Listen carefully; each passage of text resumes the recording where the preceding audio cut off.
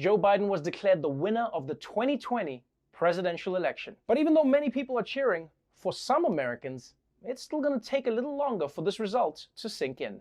Now to President Trump remaining defiant and not conceding this race. Across the country, pro-Trump protesters echoing the president's baseless claims that the election was stolen. He would have to do a lot to convince Republicans that this is anything except a left-wing power grab financed by people like George Soros. We had computer glitches that changed Republican votes to Democrat votes. You look in Pennsylvania, dead people voted in Pennsylvania. There's a software called Hammer and Scorecard used to flip votes from Trump to Biden. Is that indeed true? We've had hundreds of thousands of ballots mysteriously appear solely for Mr. Biden. This is coup 5.0, Lou. Ooh, coup 5.0? Is that the coup with the front-facing camera? Oh, that's dope. I want to get one of those. Are these guys kidding us? This was so batshit. I caught coronavirus just listening to it. You're telling me that the crafty Democrats have used their satanic powers to steal the election, but for some reason they didn't steal the Senate? Because what? They were using the free version of satanic powers and taking the Senate as a premium feature? Like, when you think about this, America's whole system is rigged to help Donald Trump. The man lost by 4 million popular votes and still had a chance to win the Electoral College. How does that make sense? The only person Donald Trump should be mad at is himself, because he started on third base and still somehow lost the game. And look, I think everyone agrees that if there really is voter fraud, we wouldn't want that to decide the election. But guys, Donald Trump always says that there's voter fraud. In 2016, he said it about every single primary that he lost, right? And then he even said it was the reason that he lost the popular vote. It's never been true. And this is not just me saying it. The courts have also been like, yeah, Donald, we're not buying it, buddy. The president's personal attorneys have vowed to continue filing lawsuits, even though they don't appear to have any clear path to 270 electoral votes. And they've already faced a string of court losses so far, as judges keep saying that these allegations are just not supported by evidence. You get to the court of law, you got to provide evidence. And the case that they brought in Michigan was summarily rejected by the judge who said you don't have any evidence. It was based on a posted note. I'm not kidding. On a posted note with an unsigned note saying they're telling me to change the addresses. Yeah, that's the difference between Fox News and courts. In court, they ask follow-up questions, because you can go on Fox News all day screaming, Joe Biden stole the election! But in court, they ask, how? I got a post-it note? Honestly, I wonder, does Trump have even one lawyer who knows the law? Because it feels like all the people he knows, he only knows them because they specialize in the criminal code that they've been charged with. I need someone who knows fraud. Jimmy, you did time for that thing, right? You're on the case, buddy. Just do what they did to you. Because seriously, a post-it note? Even if you want to get on Judge Judy for a property damage case, you gotta have some photos of a dented hood, something. They're not letting you on TV if you just show up with a post-it note that says, my Honda got all effed up. I mean, come on, guys. If all you got is bullshit evidence, at least make it exciting bullshit evidence. Don't come at me with a, oh, I got a post-it note. Be like, well, if Joe Biden isn't stealing the election, then why do I have this used condom in my pocket? I rest my case. Nobody should be surprised that these guys are losing these cases with this kind of evidence. Because let me tell you something now.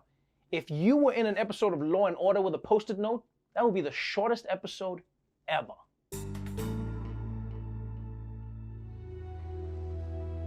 As submitted to evidence, is posted.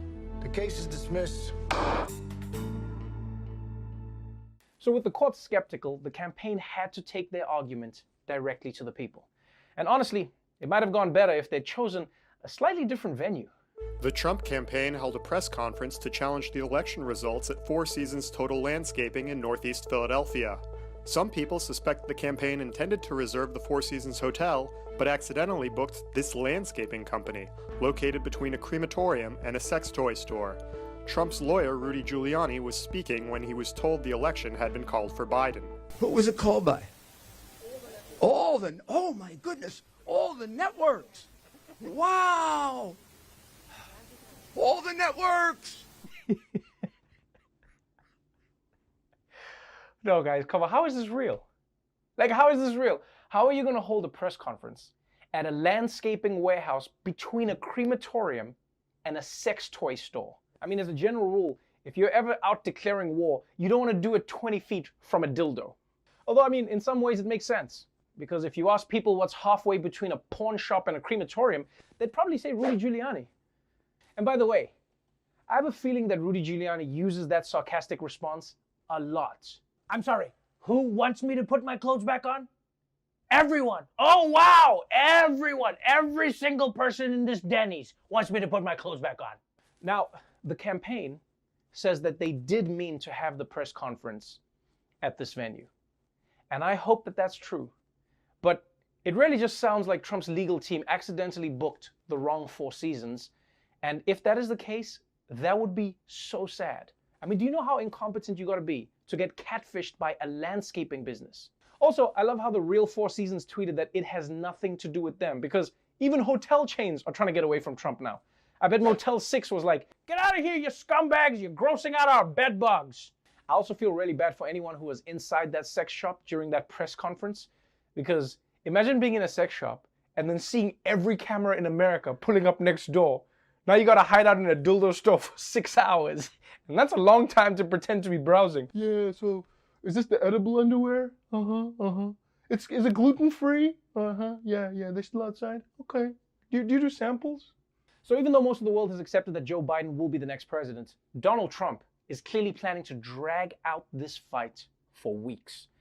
And his people are behind him all the way. Well, almost all the way.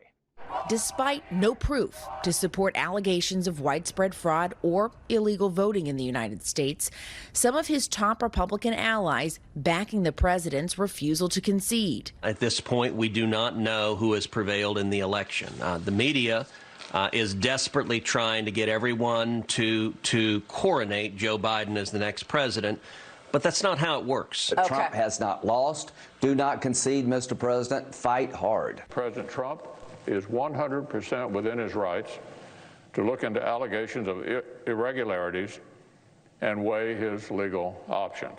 Privately, people believe that it is time for the president to concede the election. It is true that Jared Kushner has approached the president about conceding the election, and then my colleague reported that the First Lady has also talked to the president about accepting the fact that he has lost this election to Joe Biden. Basically, they're all just waiting on the president to come to terms with what's happening. Yes, Melania and Jared are reportedly trying to convince Donald Trump to concede. Although Melania is definitely working her own hustle at the same time. Donald, you have to concede. Pennsylvania says Biden won, and they also said our marriage isn't valid. I know, it's the decision the people have spoken.